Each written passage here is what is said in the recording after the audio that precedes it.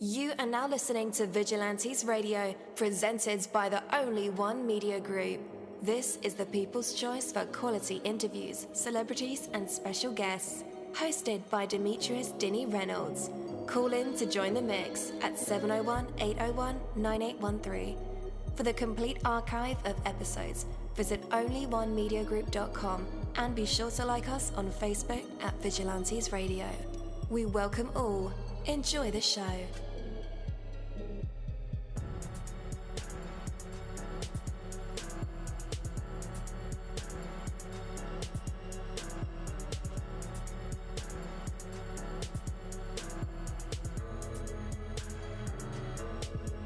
Ladies and gentlemen, please welcome your host, Demetrius Houdini Black Reynolds.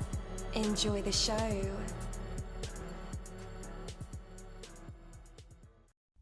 At dollarseed.com, all of our seeds are only $1 a pack. And we have online resources that teach you all about the rewarding hobby of growing your own plants, flowers, herbs, and vegetables. Imagine the joy you'll feel when your children actually help you harvest your first garden crop, or the pride of knowing you'll never need a florist again. Visit dollarseed.com and grow a little magic of your own for just $1. Dollarseed.com. What could be healthier? All right. What's going on, guys? Welcome to another incredible episode of Vigilantes Radio Live, right here on iHeartRadio, and I am your host, Denny. We have another special guest for you guys, so you definitely want to stick around for that. And as a matter of fact, text your buddies, your family members, or even share it on social media right now and let them know that we are about to dive deep into another interview. Before we bring our guest on, I do want to say, if you've already achieved some success today, well, my friend, you have to keep going. Build on that momentum and you'll achieve even more.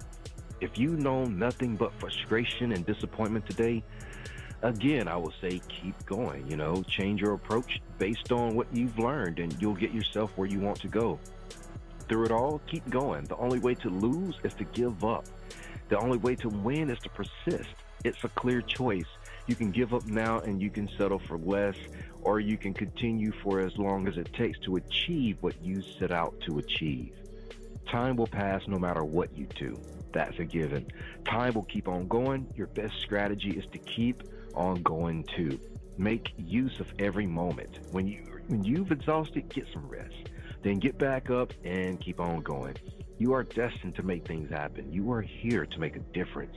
Keep on going. And in the persistence of your efforts, you'll find a level of joy and fulfillment that you've otherwise could not have known. Take that from me, Coach Denny. That is my word, and word is bond. Have you struggled budgeting your finances? Don't worry, you're not alone. HumbledBudget.com, that's HumbledBudget.com, is the help and resource you've been searching for. HumbledBudget.com is a personal finance and educational website with a great variety of topics when it comes to budgeting, taxes, investing, and the popular topic of FIRE, financial independence, retire early. HumbledBudget.com has a goal, and that's to help you reach your financial dreams, no matter what your goals are when it comes to finances. It doesn't matter where you start, where you come from, or where you are right now. HumbledBudget.com can help. What are you waiting for? Take that first step to the financial life you've dreamed of and go to HumbledBudget.com. That's HumbledBudget. HumbledBudget.com. All right. Again, welcome to the show. You're listening to VRL. That's the Vigilantes Radio Live right here on iHeartRadio. And I'm your host, Denny. Our interviews are designed to go beyond the music, news, books, art, acting, films, technology, education, entrepreneurship, entertainment, and sometimes even past that thing that we call the ego. Our interviews are designed to go behind the scenes and into the minds of these incredible human beings. The ones who are out there giving it their all for me, for you, and for the world. Today, we have the pleasure of speaking with Rafi Chowdhury, a talent acquisition expert who has helped countless job seekers land their dream roles. Rafi has a wealth of knowledge to share with us about the job market and how to position yourself for success. And with that, Let's welcome Ralphie to the show. Hello, hello. Welcome. Demetrius, thank you so much for that awesome introduction. Glad to be here. Absolutely, man. Absolutely. Man, this whole year, actually, since January, we've been exploring like just life lessons, leaving gems here and there for the generations that to follow, right? So, one of the questions that I've noticed, especially with, I don't know, I don't want to get into the generational thing here, but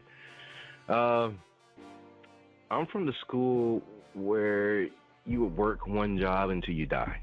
You know, you kind of stayed in that position. Sometimes you grew, sometimes you didn't. But what advice, man, would you give someone who feels stuck in their current job and is looking for a career change? Sure. What I would say is that loyalty that you just spoke of, say 10, 20 years ago, just doesn't exist anymore. The internet has leveled the playing field so much, and because skill sets are so easy to acquire, and also because so many jobs are now being done over the internet, that expecting loyalty from a company or showing that loyalty will not necessarily give you that sort of long-term job security that we once, used to have in these kind of roles. So my best advice for someone stuck in that situation is to ask yourself, are you comfortable and are you growing in that role and in that company? If you are, that's great. If you enjoy what you do, there's no need for you to change anything. But if you feel like you're stuck and you're not able to grow, by all means, if you like your company, the best thing to do is to go up the leadership and look for those opportunities to take on the next role, to, learn as much of the business as you possibly can while becoming an expert in your niche.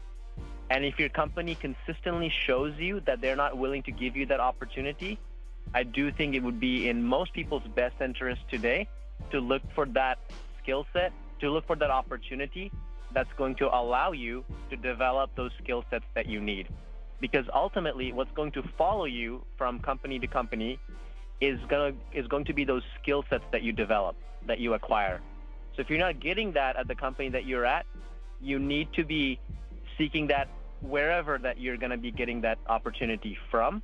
If you don't, it's not that you're going to stay in place, but it's more like you're going to fall backwards. You're going to start going backwards, whereas everyone else is going forwards. Man, that is great advice. What inspired you to pursue a career in talent acquisition? It kind of fell into my lap. So my background is in digital marketing and sales, and also startups to some extent. And I developed some really good friendships over the years through marketing. And one of my marketing buddies just reached out to me and said, hey, I work for this great company called Robert Half. They are a staffing agency, and you're a great marketer, you're a great salesman. I think you would do extremely well in staffing. And he explained talent acquisition to me as basically like sales, except your product is people. At the end of the day, as a staffing company, you're selling people, right? So he said, give it a try, see how you like it. The compensation is going to be very similar to what you were making in the marketing field. And so that's how I landed my first job. I worked at Robert Half through my friend's referral, who was working there as well.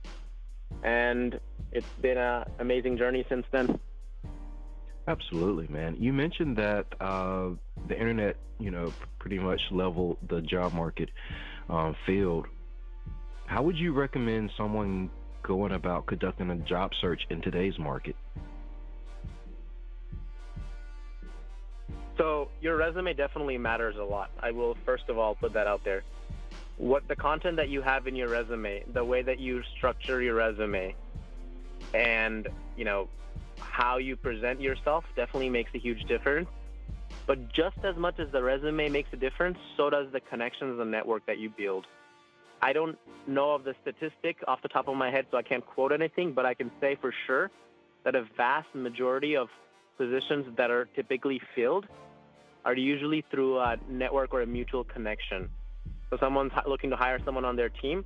Maybe they know someone who might think of someone that might be a good fit, or it could be someone on their immediate team, or it's a friend that referred, or a former colleague that refers a candidate to that position. So the two pieces of advice that I would give is A, make sure that you work with a professional resume writer / recruiter or whoever, someone that's doing that as a professional, as their professional job. You work with them to make sure that you have a highly qualified resume that's going to stand out and get you that first interview. The next most important thing I would say is to build those relationships. What that looks like in action and practice is going to networking events where, companies and executives at different companies and recruiters are hanging out. It means building your network on LinkedIn, posting relevant content, connecting with the recruiters, the hiring managers, and the top executives at the companies that you're interested in. And not just connecting with them, but reaching out to them and, asking for their advice, their insight. What I've come to learn that works really well is if you see someone that you really want to make a network and connection with, just ask them, let them know that you want to, learn more about what they do day to day, and just ask them for 9 minutes of their time. Say that something like, hey, would you be willing to give me 9 minutes of your time just so I can learn about what you do as a, director of talent acquisition? People are very likely to respond to that 9 minute. And if they see that you're someone sincerely trying to learn more about their day-to-day and the career and the field and the job, most people are willing to help, in my experience. So those are the two pieces of advice that I would give. Man, that's some great advice. Besides not having a professional looking at a resume or your resume, what are some common mistakes that job seekers do make on their current resumes? Most common mistakes I see are they include a lot of design elements in their resume. Your resume should be nothing more than just text, pure text. It does not need to include, fancy looking HTML, CSS, those kind of things. And the reason for that is because when you send that resume to a recruiter, they're typically going to take that resume and turn it from a Word document to a Google document. Or they might parse that resume into a software that might fill up, certain fields. So you don't want to have anything more than text. The second biggest thing I notice is the resume is too long. So if your work experience is anything less than 5 years, I would recommend that your resume should not be any longer than 1 page. If you have more than 5 years of experience, going all the way up to 20 plus years of experience, your resume still should not be anything more than 2 pages. If it's anything longer than that, it's just not going to get the attention that, you're looking for. When you send the resume in, just keep in mind that a recruiter or a hiring manager is going to spend no more than 10 to 30 seconds to look over your resume. They have hundreds of other resumes to look at for every position. The resume's job is just to get an interview. You're not looking to share your entire life story on a resume. You're just going to highlight all of the big, top, most important things about you enough to get someone's attention to give you a call. That's the purpose of the resume. Other than that, being concise yet very action-driven on your resume is a big one. So the main advice there is just to basically have a few bullet points about what you did, and the bullet points should read something like this. It should note what you did in that role, how you did it. In that section, you want to include different tools and methodologies you've used to accomplish that task. And then it should end with, what did you achieve? What was the result? How did this make more money for your company? Or how did you make the team more efficient? Or how did you cut costs? You always need to end with the result that your work did. Instead of just saying, I answered customer phone calls, you need to say something along the lines of, I answered customer phone calls by using Active Directory, which led to a, response time reduction of XYZ minutes, something along those lines. Yeah. So, okay, not only having a concise resume, networking, what are some other tips that you could share about standing out in a competitive job market? If, everyone has an impeccable resume and everyone is networking, with the same communities and circles and, workplace cultures. Again, the best recommendation there is relationship building and sharing interesting content. If you need to be active on your social media channels and also in the community as well.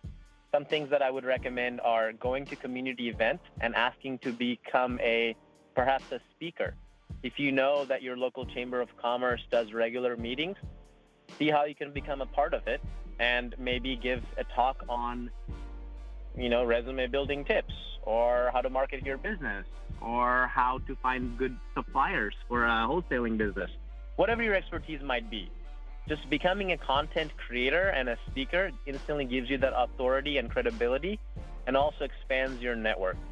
That's one thing that I would say. The second thing is relationship building. And what that looks like is reaching out to people and asking to, one of the best ways to do that, in my opinion, is just to asking to interview people. Kind of like what we're doing here. By interviewing someone, you're letting them talk about themselves, which people love to do that, let's just be honest.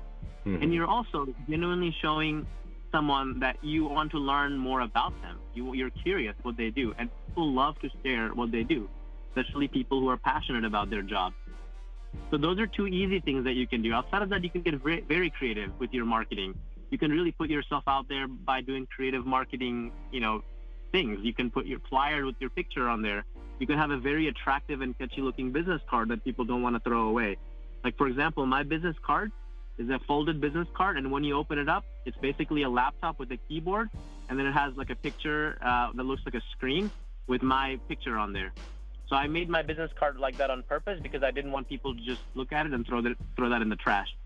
There's different things you can do to stand out, but the most basic and simple thing that you can do is just building genuine connections with people and asking to speak and share knowledge with a group of people that are wanting to learn more about your line of work.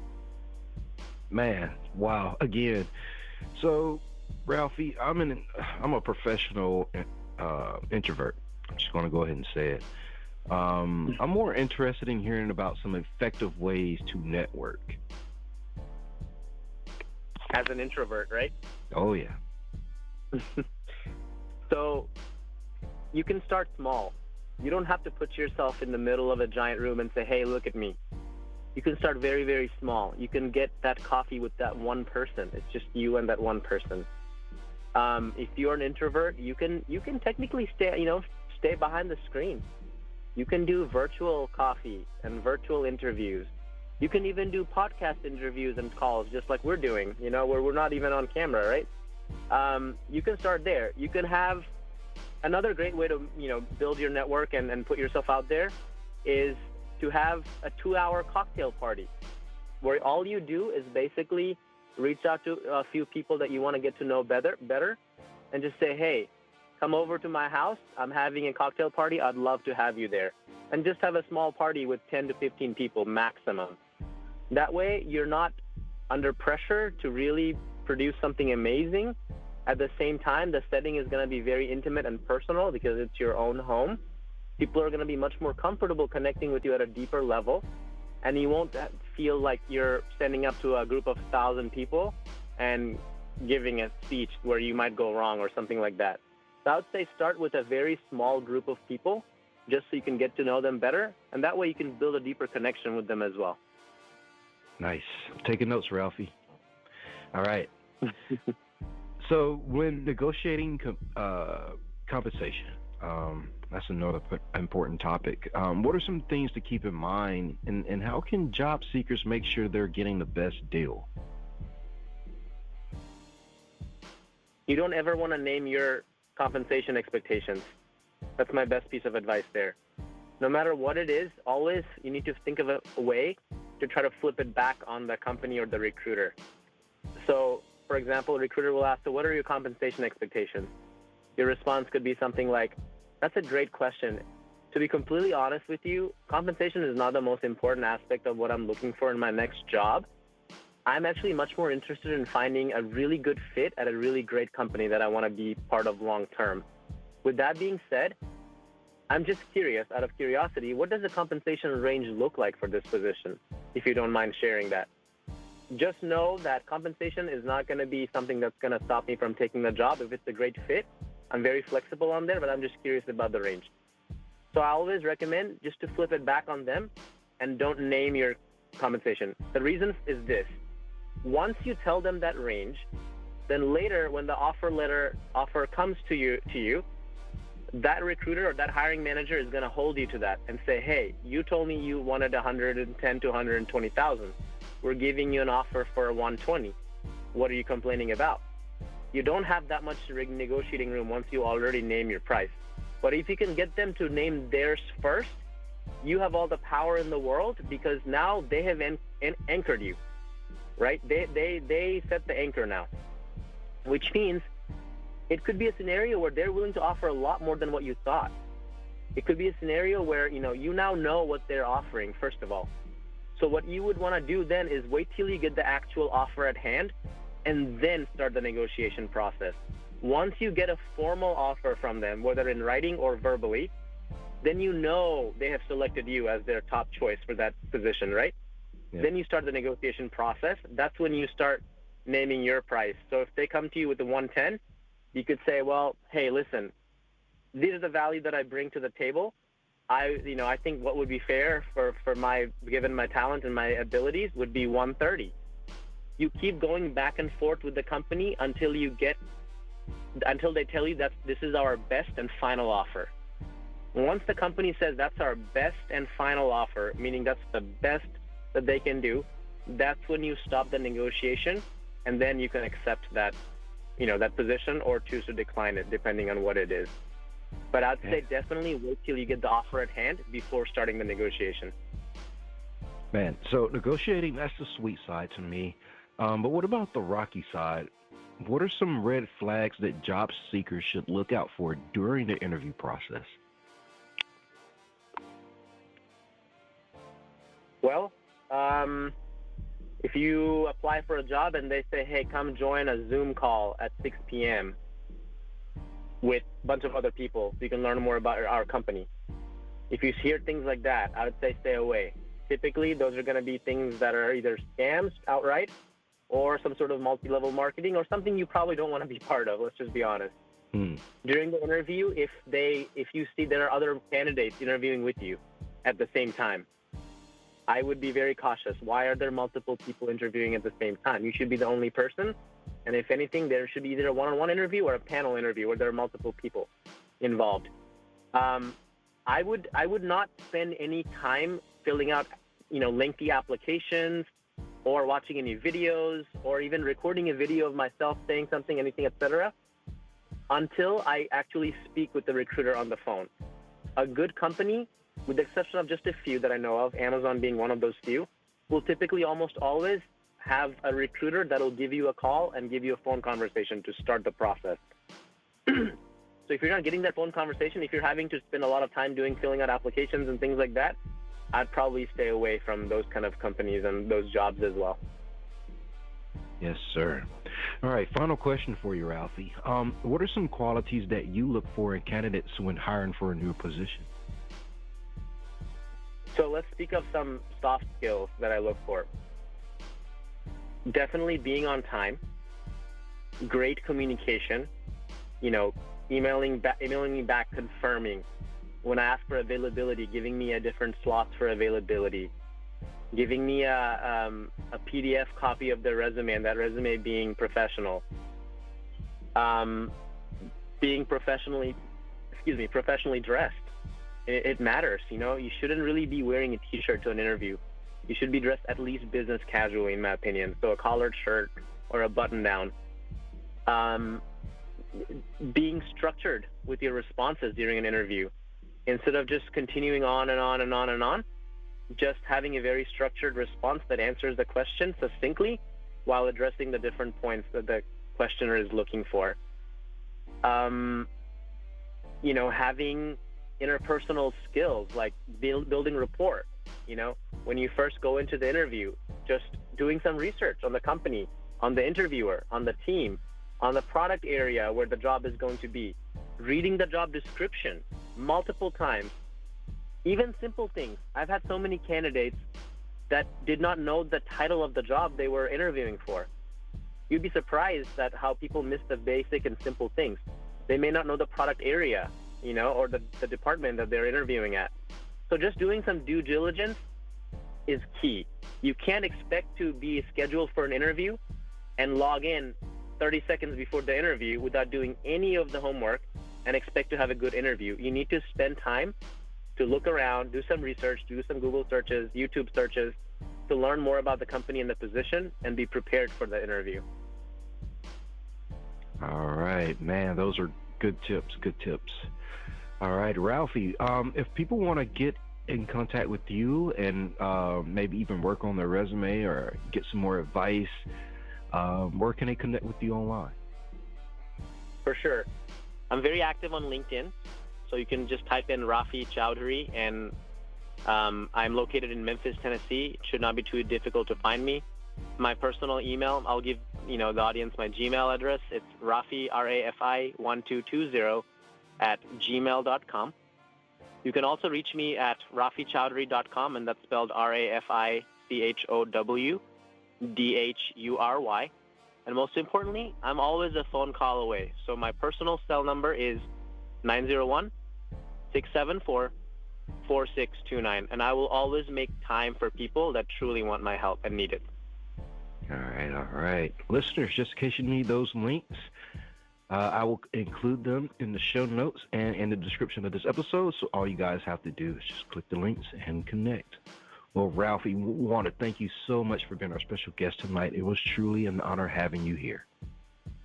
Demetrius, thank you so much. It was an honor for me as well to be part of your show and be here. Yes, sir. Thank you. Have a great night. You as well. Take care. Bye-bye. Peace. Thank you, my Vigilantes family, as always, for checking out my podcast over here at Vigilantes Radio Live.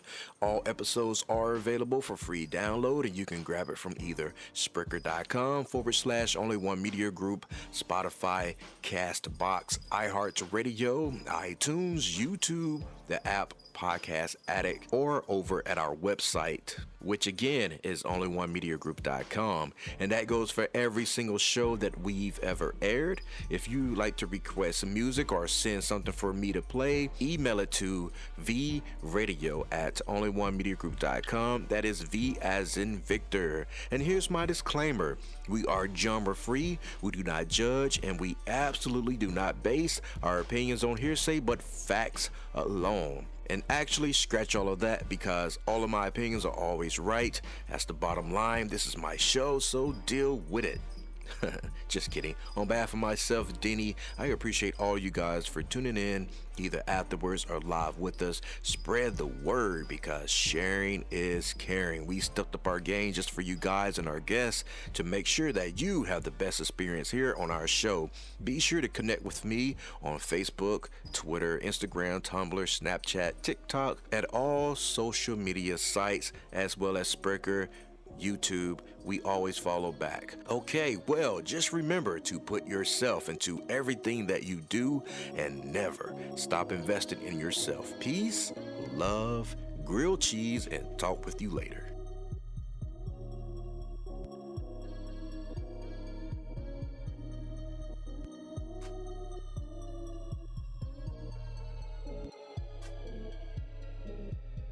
You are now listening to Vigilantes Radio, the people's choice for quality interviews, art, music, and hot topics. Hosted by Demetrius Houdini Black Reynolds of the duo No Longer the Hero. All episodes of this podcast are available for free download at www.onlyonemediagroup.com.